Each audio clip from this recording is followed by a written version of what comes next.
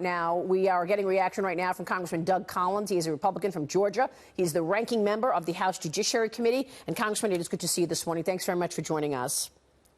Thank you, Maria. First, your reaction to the news of the morning, and that is Islamic State leader Abu Bakr al-Baghdadi is dead. The president spoke earlier saying that he died in a tunnel, whimpering and screaming. Many Islamic State fighters were also killed. None of the U.S. Special Operations team were hurt. Your reaction? Well, first and foremost, it's a great day for our special forces. Those folks who dedicate themselves to doing exactly what they were trained to do this morning is root out evil, find it, and kill it.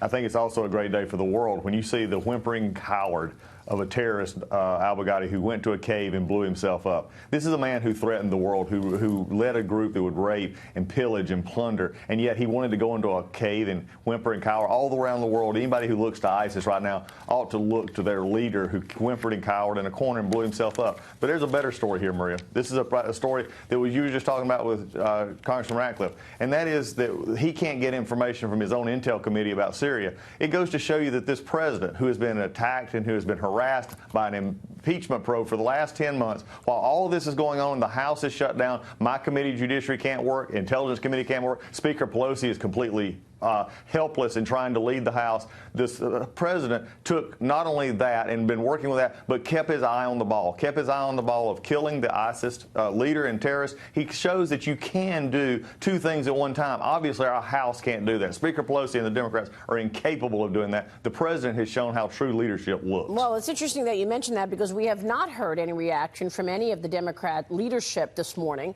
I was looking earlier on Twitter and on social media for any statements. We have not heard any statements that, in fact, the news of the day is that the leader of ISIS, the worst terrorist organization we know, has been killed by our special operations. So by any stretch of either side of the aisle, one would think that this is a major victory for the United States and the world, frankly. You would hope, but Speaker Pelosi and Adam Schiff and Chuck Schumer they're just focused on one thing. That's an election next November. I mean, when we look at what is happening here, and again, this should be something celebrated by all parties, no Democrat, Republican, Independent, especially Americans and especially world. ISIS separated themselves. Their leader, al-Baghdadi, separated themselves out and did not want to participate in the world as we know it. They did not want to be a part. They wanted to kill everything and be a part, disrespect themselves from everything that a civilized world knows. Yeah. Everyone this morning should be praising that. And to see the silence on there, maybe they're upset that maybe their impeachment headlines are knocked off the front page for a morning. Maybe they're just worried that they don't know what to say. But I would encourage the Speaker, this is a good day for America. It's a good day for this administration, and it's a good day for everyone who serves. And in terms of the John Durham investigation now, a criminal investigation, this enables them to call and panel a grand jury and subpoena witnesses. Who would you expect to be the people that the grand jury would hear from in terms of this criminal investigation?